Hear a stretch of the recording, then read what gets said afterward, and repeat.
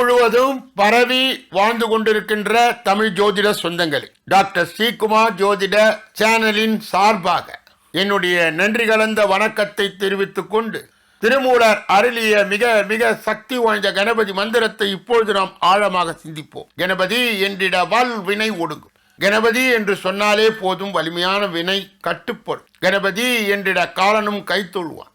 கணபதி என்று ஒரு ஒத்தை வார்த்தை சொன்னால் போதும், மரண பயம் நீங்கும். கணபதி என்றிட கர்மமே ஆதலால் கலியுலகத்திலே கணபதியினுடைய நாம ஜபம் மிக மிக அற்புதத்தை ஏற்படும். கணபதி என்றிட கவலைகள் தீருமே. நில உலகத்தின் கட்டாய சட்டம், எழுதப்படாத ஒரு சட்டம் என்னவென்றால் கவலை. அதை தீர்ப்பதற்கு இந்த மந்திரம் மிகவும் பயனுள்ளதாக இருக்கிறது. இப்பொழுது திருவள்ளூர் மாவட்டம் திருப்பாச்சூரில் உள்ள சிவன் கோயிலில் விநாயகர் சபை உள்ளது. இத்தகைய சபை தமிழ்நாட்டில் எந்த ஒரு ஆலயத்திலும் இல்லை. நெல்லை மாவட்டம் சேரன் மகாதேவி அருகே கண்ணடியின் கால்வாய் ஓரத்தில் மிளகு பிள்ளையார் உள்ளார். இவர் மீது மிளகை அரைத்து பூசி வழிபட்டால் மழை கொட்டு என்று கொட்டுமா. இன்றைய நாளின் விசேஷ தன்மையும் பஞ்சாங்க குறிப்பையும் நாம் காண இருக்கின்றோம். இன்றைய நாள் 11/1/2024 கிழமை, வேலைக்கிழமை. இன்றைய விசேஷம் சர்வ அமாவாசை. தமிழ் வருடம் சோபகிருது, தமிழ் மாதம் மார்கழி 26வது நாள். மதுரை செல்லாத்தம்மன் பட்டாபிஷேகம். நாமக்கல் சுசீந்திரம், நங்கநல்லூர், திருக்கூடல் மலை தலங்களிலே ஆஞ்சநேயருக்கு சிறப்பு அபிஷேகம், ஆராதனை. அனுமன் ஜெயந்தி, சர்வ அமாவாசை. இன்றைய நல்ல நேரம் காலை 10:30 11:30 வரை, பிறகு 12:30 1:30 வரை. இன்றைய ராகு காலம் மதியம் 1:30 3 மணி வரை. யமகண்டம் காலை 6 மணியிலிருந்து 7:30 வரை. இன்றைய குளிகை காலை 9 மணியிலிருந்து 10:30 வரை. இன்றைய திதி அமாவாசை மாலை 6:31 வரை. இன்றைய நடப்பு நட்சத்திரம் பூராடம் மாலை 6:52 வரை. யோகம் சித்த யோகம், சூலம் தெற்கு, பரிகாரம் எண்ணெய். இன்று கீழ் நோக்கினார். இன்று சந்திராஷ்டமம் அடைகின்ற நட்சத்திரங்கள் ரோகிணி, மிருக சீரிடம். சந்திராஷ்டம் பெறுகின்ற ராசி ரிஷப ராசியாகும். யாரெல்லாம் இன்றைய தினத்திலே திருமண நாளை கொண்டாடுகிறார்களோ அல்லது பிறந்த நாளை கொண்டாடுகிறார்களோ அவர்களுக்கு என் உளம் கனிந்த நல்வாழ்த்துக்கள். உலகம் முழுவதும் பிரசித்தி பெற்ற, பாராட்டை பெற்ற, புகழ் பெற்ற பரிகாரங்களும் பலன்களும் என்ற அற்புதமான தொடரில் இருந்து நாம் இன்று எடுத்துக்கொண்ட தின பலன் தொகுப்பு தலைப்பு என்னவென்றால் மகர சங்கராந்தி பலன்கள் உங்கள் ராசிக்கு எப்படி. சங்கராந்தி என்றால் நகர்வு என்று அர்த்தம். சூரியன் தனுசு ராசியிலிருந்து மகர ராசிக்கு அடி எடுத்து வைக்கின்ற அந்த நாள் மகர சங்கராந்தி என்று பெயர். இந்த ஆண்டு மகர சங்கராந்தி பிறக்கும் காலத்தை கருத்தில் கொண்டு 12 ராசிகளுக்கு உரிய பலனை நாம் பார்க்கலாம். ஒரு ஆண்டை சூரியனின் சஞ்சாரத்தின் அடிப்படையிலே கொண்டு 2ஆக பிரித்தார்கள் நம் முன்னோர்கள். ஒன்று உத்தராயணம், மற்றொன்று தட்சிணாயனம். அயனம் என்றால் பாதை என்று அர்த்தம். சூரியன் வடக்கு நோக்கி சஞ்சரிக்கும் காலம் உத்தராயணம், தெற்கு நோக்கி சஞ்சரிக்கின்ற காலம் தட்சிணாயனம். இந்த 2 அயனங்களில் உத்தராயணம் என்பது தேவர்களுடைய பகற்பொழுது, தட்சிணாயனம் என்பது தேவர்களுடைய இரவு பொழுது. உத்தராயணம் புண்ணிய காலமாக கருதப்படுகிறது. இதனுடைய தொடக்கத்தையே மகர சங்கராந்தி என்று கொண்டாடுகிறோம். சங்கராந்தி என்றால் நகர்வு. சூரியன் தனுசு ராசியில் இருந்து மகர ராசிக்குள் அடி எடுத்து வைக்கும் நாள் என்பதால் அதற்கு மகர சங்கராந்தி என்று பெயர். மகர சங்கராந்தியை அடிப்படையாக கொண்டு பலன்கள் சொல்வது என்பது தொன்று தொட்டு இருந்து வருகின்ற ஜோதிட மரபு. அந்த வகையிலே இந்த ஆண்டு உத்தராயணம் புண்ணிய காலம் தொடங்கும் நேரத்தை, மகர சங்கராந்தி பிறக்கும் காலத்தை கருத்தில் கொண்டு 12 ராசிகளுக்கு உரிய பொது பலனை நாம் பார்க்க இருக்கின்றோம். மகர சங்கராந்தி பொது பலன்கள். சோபகிருது வருடம் தை திங்கள் 1ஆம் நாள் 15/1/2024 திங்கட்கிழமை அன்று சூரியன் மகர ராசிக்குள் பிரவேசிக்கின்றார். சுக்லபட்சம், சதுர்த்தி திதி, சதயம் நட்சத்திரம் 2ஆம் பாதம், வியாதிபாத நாமயோகம், பத்திரை கரணம், செவ்வாய் ஓரையோடு கூடிய சுப நன்னாள். அன்றைய தினம் காலை 9:12 மணிக்கு உபய லக்னம் என்று கருதப்படுகின்ற தனுசில் விருச்சக ராசி செவ்வாய் நவாம்சியில் சித்த யோகம் கூடிய வேளையிலே சூரிய பகவான் மகர ராசிக்குள் பிரவேசிக்கின்றார். இங்கனம் சித்த யோக வேளையிலே சூரியன் மகர ராசிக்குள் பிரவேசிப்பதால் எங்கும் நன்மை உண்டாகும். அரசாங்கத்தினுடைய சொந்தமான சொத்து மீட்க முடியும். சுப நிகழ்ச்சிகள் நடைபெறும். அதே வேளையில் குளிர் மற்றும் வெப்பம் அதிகமாக இருக்கும். மகர சங்கராந்தி புருஷன் நாய் வாகனத்தில் வருவதால் காட்டில் வாழும் மிருகங்களுக்கு சுபிச்சம் உண்டாகும். இந்த ஆண்டின் வருஷ தேவதையாக மணி வருவதால் புதிய காய்ச்சல்கள் தோன்றி வரும். சில வங்கி பிரச்சனைகள் உண்டாகும். இனி 12 ராசிகளுக்கு உரிய பொது பலனை நாம் பார்க்கலாம். மேஷ ராசியினுடைய பொது பலன். மகர சங்கராந்தி தினத்தன்று உங்களின் பூர்வ புண்ணிய ஸ்தானாதிபதியான சூரிய பகவான் 10வது இடத்திலே சஞ்சாரம் செய்கின்றார், அதாவது மகர ராசி. இதன் அடிப்படையில் இந்த ஆண்டு வியாபாரம், தொழில், உத்தியோகம் ஆகியவற்றின் மேன்மைகள் உண்டாகும். பெரும்பாலான கிரகங்கள் மேஷ ராசிக்கு சாதகமாக இருப்பதால் மிகுந்த நற்பலன்கள் உண்டாகும். அரசியல் தொடர்பு உடையவர்கள் மட்டும் சிறிது எச்சரிக்கையுடன் செயல்பட வேண்டும். ஆரோக்கியத்தில் நல்ல முன்னேற்றம் காணப்படும். குடும்பத்தில் அமைதியான சூழ்நிலை இருக்கும். பொருளாதார விஷயங்களில் கொஞ்சம் நிதானம் தேவை. செலவுகள் அதிகரிக்கும். மேஷ ராசிக்காரர்கள் ஞாயிற்றுக்கிழமை கோதுமை தானம் செய்வது மிக சிறந்த பரிகாரமாய் திகழும். ரிஷப ராசிக்காரர்களுடைய இன்றைய பொது பலன்கள். இது மகர சங்கராந்தி ரிஷப ராசிக்காரர்களுக்கு மிகுந்த ஏற்றம் தரும் காலமாக அமையும்.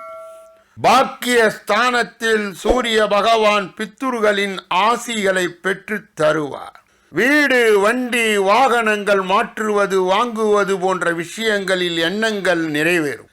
சிலருக்கு குழந்தை பாக்கியம் கிடைக்கும். பொருளாதார ரீதியாக நல்ல முன்னேற்றம் ஏற்படும். பதவி உயர்வு, சம்பள உயர்வு போன்றவற்றை எதிர்பார்க்கலாம். உடல் ஆரோக்கியத்தில் இருந்த பின்னடைவுகள் நீங்கும். குடும்பத்தில் தந்தையின் உடல் ஆரோக்கியம் பற்றிய கவலைகள் விலகும். ராமேஸ்வரம், திருப்புல்லானி, திருச்செந்தூர் போன்ற ஸ்தலங்களுக்கு சென்று ரிஷப ராசியை சேர்ந்தவர்கள் வழிபட்டு வந்தால் வாழ்வில் நற்பலன்கள் அதிக அளவிலே பெருகும். மிதுன ராசியை சார்ந்தவர்களுக்கு அஷ்டமத்திலே வருகின்ற சூரிய பகவான் நற்பலன்களையே வழங்குவார். கணவன் மனைவிக்குள் இருந்து வந்த வருத்தங்கள், சண்டைகள் ஆகியவனை நீங்கி ஒற்றுமை உண்டாகும். பிரிந்த குடும்பங்கள் ஒன்று சேரும். 3ஆம் இடத்தின் அதிபதியான சூரிய பகவான் 8ஆம் இடத்திலே சஞ்சாரம் செய்யும் காலத்திலே மனதிலே துணிச்சல் அதிகரிக்கும். தொலைந்து போன பொருட்கள் கிடைக்கும். தடைப்பட்ட காரியங்களில் வெற்றி உண்டாகும். வாய்ப்புகள் ஏற்படும். பொருளாதார அளவிலே நல்ல மாற்றங்கள் வரும். செயல்கள் வெற்றிகரமாகும். புதிய வியாபார தொடக்கங்கள் லாபம் தருவதாக அமையும். இதுவரை இருந்து வந்த மறைமுக எதிரிகள் தொல்லைகள் விலகும். தை அமாவாசை அன்று குலதெய்வ வழிபாட்டை மேற்கொண்டால் மிதுன ராசிக்காரர்களுக்கு ஏராளமான பலன்கள் உண்டாகும். கடக ராசிக்காரர்களுடைய பொது பலன். கடக ராசி அன்பர்களுக்கு சூரியன் 7வது இடத்திலே, அதாவது மகர ராசியிலே சஞ்சாரம் செய்து கொண்டிருக்கின்றார். இந்த காலகட்டத்திலே 5ஆம் இடத்திலே புதன் சுக்கிரனின் சேர்க்கை ஏற்பட்டுள்ளது. அஷ்டமஸ்தானத்திலே சனி பகவான் சஞ்சாரம் செய்கின்றார். இவை அனைத்துமே சின்ன சின்ன சிக்கல்களை கொடுத்து கொண்டே இருக்கும் கிரக நிலைகள் ஆகும். குறிப்பாக ஆரோக்கியம், பொருளாதாரம் இரண்டிலும் கவனம் செலுத்த வேண்டியது அவசியம். ஆரோக்கியத்தில் அவ்வப்போது பிரச்சனைகள் ஏற்பட்டாலும் அவை உரிய சிகிச்சையின் மூலம் குணமாகும். புதிய வியாபார முயற்சிகள் அனுகூலமாக இருக்கும் என்றாலும் 10ஆம் இடத்திலே குரு ஒரு சிறு தடையை உண்டு பண்ணுவார். புதிய முதலீடுகளில் மிகுந்த கவனம் தேவை. ஞாயிற்றுக்கிழமைகளிலே சூரிய பகவானை வணங்கி ஆதித்ய இருதயம் பாராயணம் செய்வதும் நவகிரக சந்நிதியிலே சூரிய பகவானுக்கு தீபமேற்றி வழிபடுவதும் நற்பலன்களை அதிகரிக்க செய்யும். சிம்ம ராசிக்காரர்களுடைய பொது பலன்கள். ராசிநாதன் சூரியன் 6ஆம் இடத்தில் அடி எடுத்து வைக்கும் இந்த மகர சங்கராந்தியிலே பொருளாதாரத்திலே ஏற்றமான சூழ்நிலை காணப்படுகிறது. வியாபாரத்தில் புதிய விஷயங்களில் ஈடுபடலாம். பணியிடத்தில் இருந்து வந்த பிரச்சனைகள் உயர் அதிகாரிகளால் இருக்கக்கூடிய தொல்லைகள் மாறும். பண வரவு அதிகரிக்கும். அரசாங்க வேலை சம்பந்தப்பட்டவர் கொஞ்சம் எச்சரிக்கையோடு இருப்பது நல்லது. சனி பகவான் 7ஆம் இடத்தில் சஞ்சாரம் செய்கின்றார். இதனால் மனதிலே சின்ன சின்ன குழப்பங்கள் ஏற்பட்டு கொண்டே இருக்கும். அலுவல்களில் சிறு சிறு சிக்கல்கள் வந்து போகும். 2வது இடத்திலே கேது சஞ்சாரம் செய்வதால் பேச்சில் நிதானம் தேவை. ஆரோக்கியத்தில் கூடுதல் அக்கறை செலுத்துவது அவசியம். சிம்ம ராசிக்காரர்கள் ஞாயிற்றுக்கிழமைகளிலே கோதுமை தானம் செய்வது மிக சிறந்த பரிகாரமாகும். கன்னியா ராசியை சார்ந்தவர்களுடைய பொது பலன். கன்னி ராசிக்காரர்களுக்கு பூர்வ புண்ணிய ஸ்தானத்திலே வரும் சூரியன் நல்ல பலனையே தருவார். புதிய திருப்பத்தை கொடுப்பார். திருமண யோகங்கள் கைகூடும். கணவன் மனைவிக்கு இடையே இருந்து வந்த பிரச்சனைகள் தீர்வது, விவாகரத்து தொடர்பான சுமூகமான முடிவை எட்டுவது ஆகியவற்றுக்கு இது ஏற்ற காலம்.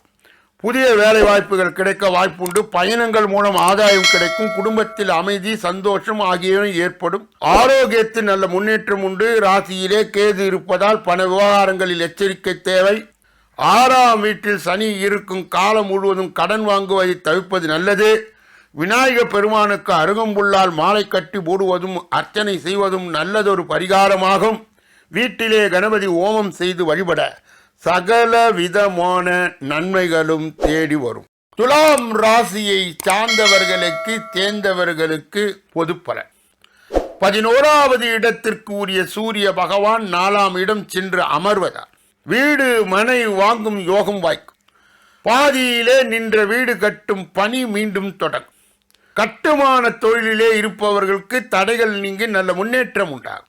நல்ல வசதியான வீட்டிற்கு குடிபோவைகள். தாய் தந்தையின் ஆரோக்கியத்தில் இருந்து வந்த பிரச்சனைகள் விலகும். மருத்துவ செலவுகள் கட்டுக்குள் வரும். குடும்பத்திலே இருந்து வந்த சண்டைகள் நீங்கும். பிரிந்த தம்பதியர் ஒன்று சேருவார்கள். 6ஆம் இட ராகுவால் தன லாபம் அதிகரிக்கும். மேலும் நற்பலன்கள் அதிகரிக்கும். ஏதேனும் ஒரு ஞாயிற்றுக்கிழமையில் சூரிய பகவானுக்கு அபிஷேகம் செய்து வழிபடுங்கள். ஒரு முறை சூரியனார் கோயிலுக்கு சென்று வழிபட்டு வாருங்கள். விருச்சிக ராசியை சார்ந்தவர்களுடைய பொது பலன். சூரிய பகவான் 3ஆம் இடமான மகரத்தில் அடி எடுத்து வைக்கும் இந்த காலகட்டத்திலே மனதிலே தைரியம் அதிகரிக்கும். மனதிலே இருந்து வந்த குழப்பங்கள் முற்றிலும் விலகும். முக்கிய பிரச்சனைகளை தைரியமான முடிவை எடுப்பீர்கள். விருச்சிக ராசி அன்பர்களுக்கு வீடு, பணியிடம் ஆகியவற்றில் இடமாற்றங்கள் இருக்கும். குடும்பத்தில் கணவன் மனைவிக்கு இடையே அந்யோன்யம் அதிகரிக்கும். நண்பர்களும் உறவினர்களும் நெருக்கமாவார்கள். உடல் ஆரோக்கியம் மேம்படும். புதிய வியாபாரம் மற்றும் முதலீடுகள் எச்சரிக்கை தேவை. கடன் வாங்குவதை தவிர்ப்பது நல்லது. 4ஆம் இடத்து சனி பகவான் பொருளாதார மேன்மையை கொடுப்பார் என்பதால் கவலை இல்லை. சனி வீட்டில் சூரியன் சஞ்சாரம் செய்வதால் புதிய நண்பர்கள் விஷயத்தில் எச்சரிக்கை தேவை. சனிக்கிழமைகளிலே ஆஞ்சநேயர் வழிபாடு, ஞாயிற்றுக்கிழமை காலை சூரியனை வழிபடுவது மிக சிறந்த பரிகாரங்களாக நற்பலனை அதிகரிக்கும். தனுசு ராசியை சார்ந்தவர்களுடைய பொது பலன். அன்பர்களுக்கு இந்த மகர சங்கராந்தி நல்ல பலன்களை வழங்க இருக்கிறது. உங்கள் ராசியில் இருந்து சூரிய பகவான் விலகி மகரத்தில் சஞ்சாரம் செய்ய இருக்கின்றார். பாக்கியநாதன் சூரியன் குடும்பஸ்தானத்தில் சஞ்சரிப்பதார் குடும்பத்தில் நல்ல பலன்கள் ஏற்படும். சுப நிகழ்ச்சிகள் நடைபெறும். திருமண தடை நீங்கும். குழந்தை பாக்கியம் கிடைக்கும். தொழில் ரீதியாக இருந்து வந்த பிரச்சனைகள் விலகும். நன்மைகள் பெருகும். பெற்றோர்களின் உடல் ஆரோக்கியத்தில் நல்ல முன்னேற்றங்களை காணலாம். குடும்பத்திலே இருந்து வந்த சிக்கல்கள் விலகும். பல காலமாக இருந்த பூர்வீக சொத்துக்கள் பிரச்சனைக்கு முடிவுக்கு வரும். சாதகமான முடிவை எட்டுவீர்கள். வழக்கில் அனுகூலமான போக்கு ஏற்படும். புதிய நண்பர்களின் அறிமுகமும் அதனால் ஆதாயமும் உண்டாகும். கேட்டிருந்த வங்கி கடன் கிடைக்கும். செவ்வாய்க்கிழமைகளில் முருகப்பெருமானை வழிபட்டு வந்தால் அபீரிதமான பலன்கள் உண்டாகும். மகர ராசியை சார்ந்தவர்களுக்கு மகராந்தி நற்பலன்கள். மகர ராசிக்குள் சூரியன் அடி எடுத்து வைக்கும் இந்த காலகட்டத்திலே நல்ல மாற்றங்களை எதிர்நோக்கலாம். மனதிலே உற்சாகம், தைரியம், தெம்பு ஆகியவனை உண்டாகும். அரசியலில் இருப்பவர்களுக்கு நல்ல அங்கீகாரமும் நல்ல மாற்றமும் உண்டாகும். நம்பிக்கையுடன் செயல்படுக. உடல் ஆரோக்கியம் நன்றாக இருக்கும். நோய் பயம் நீங்கும். ஒரு சிலருக்கு புதிய இடத்தில் பணி செய்யும் வாய்ப்புகள் கிடைக்கும். ஏற்கனவே பணியில் இருப்பவர்களுக்கு பணி சுமை அதிகரித்தாலும் தேவையான சலுகைகள் கிடைக்கும். மகர ராசிக்காரர்களுக்கு மேலும் நற்பலன்களை பெற ஞாயிற்றுக்கிழமைகளில் சூரிய பகவானுக்கு 7 விளக்குகளை ஏற்றி வழிபாடு செய்யுங்கள். தயிர் சாதம் நிவேதனம் செய்து விநியோகிக்க அனைத்திலும் வெற்றி உண்டாகும். கும்ப ராசியை சார்ந்தவர்களுக்கு மகராந்தியினுடைய பலன். கும்ப ராசிக்காரர்களுக்கு ராசிக்கு 12 சூரிய பகவான் அடி எடுத்து வைக்கிறார். இதனால் தூக்கமின்மை உண்டாகும். தற்போது ராசியிலே சனி, 2 ராகு, 3 குரு என்ற கிரக அமைப்பு உள்ளது. அனைத்திலும் எச்சரிக்கையுடன் செயல்பட வேண்டிய காலம் இது.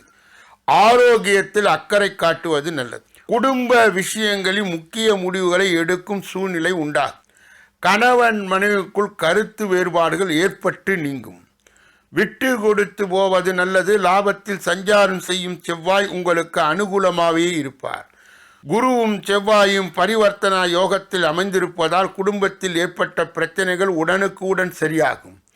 மனக்குழப்பங்கள் தீரும். துணிச்சலுடன் முடிவெடுப்பீர். முருகப்பெருமான் கோயிலுக்கு சென்று வழிபட்டு வர கெடு பலன்கள் குறைந்து நற்பலன்கள் அதிகரிக்க செய்யும்.